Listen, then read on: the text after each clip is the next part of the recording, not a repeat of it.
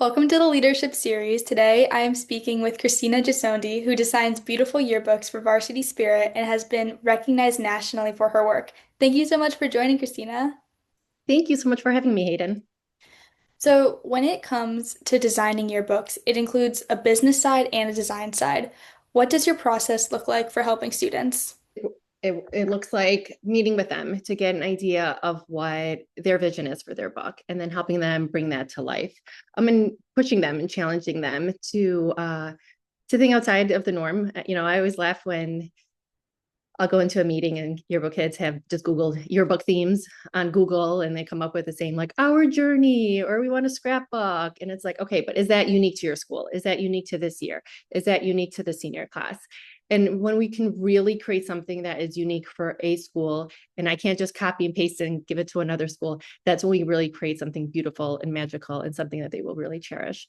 So really pushing them, encouraging them that it's a process, that ideas don't just flow in from nowhere, that you have to look and seek inspiration and to look at the professionals. I encourage my yearbook staffs to go to a bookstore and touch and feel books, see the covers, see the application, see how they use color to emphasize a theme statement, and really kind of look for those ideas because ideas are everywhere if you're open to looking for them. So, did you always know you wanted to work with yearbooks? I fell in love with yearbooks when I was 11 and designing my middle school yearbook. I loved it so much that the middle school advisor reached out to the high school advisor and said, would you consider allowing a freshman to be on the yearbook staff? I never thought that 20 plus years later, at this point, actually 30 years later, I would be doing this as a profession. When I was 11, 12 years old, it was just something that I loved. It wasn't until I believe 5 years ago that I heard the term flow state in your genius zone and things that just come naturally to you. And then just the hours can escape because you're just in that zone. And I luckily found that when I was 11. It's like that, the aptitude part. It's like, well, finding what comes, like, what do you enjoy?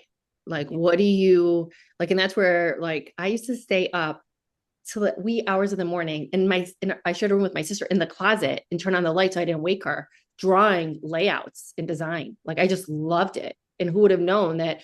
What did I do today?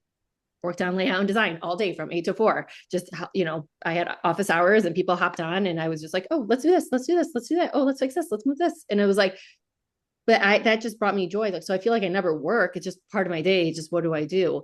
Mm-hmm. And so I think more and more kids, even now as adults, need to go back and be like, well, what just brings them joy? What's effortless? What do they could spend all day doing it? Well, then that's what you want to put your energy towards, being like, how can you find a career in that? So, how do you balance your work and your family life? Because I'm sure yearbooks take a lot of time. They do. And when I was earlier in my career, I had more time, but it looks different. I think it's being strategic. I'm very focused when I am working, I'm working. And when I'm a mom, I'm a mom. And really giving myself that permission to turn off work. On Fridays, I swipe off my email and then I turn it back on Monday mornings to give myself that permission to switch gears because it never ends. There's always more. There's always more that you can do. So really creating those boundaries for it and encouraging and teaching the students and my advisors on empowering them how to do more because our resources are probably better than they ever have been and knowing that they can do it. So, what exactly does a day in your life as a yearbook designer look like? Well, that's, I think, one of the reasons why I love it so much. It changes all the time because the yearbook process is different. In January, we are getting everyone up and running and getting started and activating book sales and ad sales and really solidifying their theme and really teaching the students how to use the program.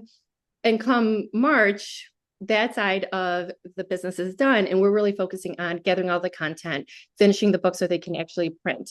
And those are the things where every month it's different and every day is different. I don't think I've had the same 2 days in 23 years that I've been doing this professionally, which keeps it very fresh, as well as we have a beginning and an end. we work on a school year schedule of sorts, and we have some downtime.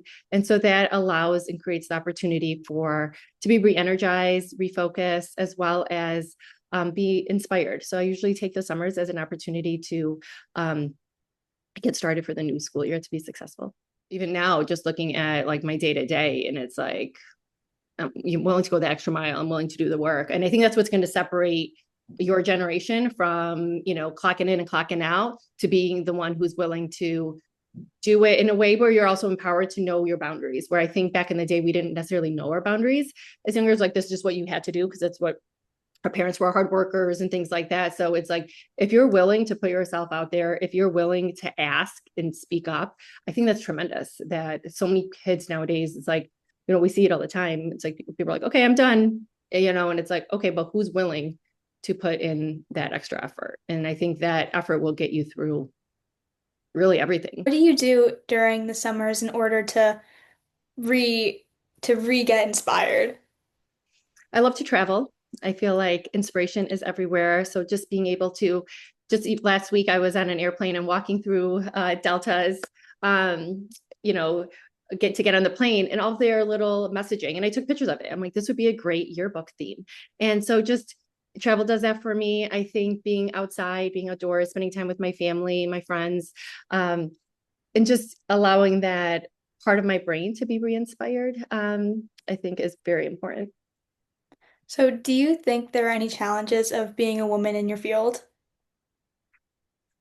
I think the biggest challenge is the balance of it all, and definitely, I think just as a woman, naturally we are fixers. We want to help. We want to make people's lives easier, and so finding that balance for both, and then making sure that you're creating the opportunity for self-care, because when you give so much, you need to also replenish your energy. So finding ways to replenish your energy, I think, is important. And then, what advice do you have for any young women who want to follow in the same path as you? Oh gosh, I would say anyone who wanted to be a yearbook rep was definitely reach out and keep in contact with your yearbook rep, as well as anyone that you meet in the industry. I had originally did yearbook when I was in Michigan, and I moved to New York, never thinking that yearbook would follow me.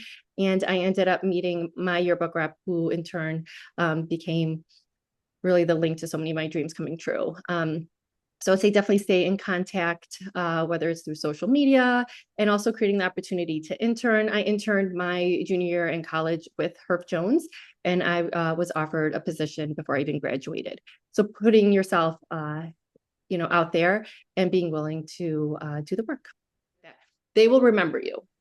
No one will remember this kid who doesn't say anything, but they'll remember the one who has gone out of their way, who made the effort, who acknowledge that they're human as well, and those are the people that one day you never know, like, how you'll connect with them again.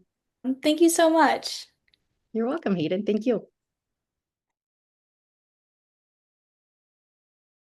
Now, just looking at like my day to day, and it's like, I'm willing to go the extra mile. I'm willing to do the work. And I think that's what's going to separate your generation from, clocking in and clocking out to being the one who's willing to do it in a way where you're also empowered to know your boundaries. Where I think back in the day, we didn't necessarily know our boundaries as youngers. Like, this is just what you had to do because that's what our parents were, hard workers and things like that. So it's like, if you're willing to put yourself out there, if you're willing to ask and speak up, I think that's tremendous. That so many kids nowadays, it's like, we see it all the time. It's like people are like, okay, I'm done, and it's like, okay, but who's willing to put in that extra effort? And I think that effort will get you through really everything.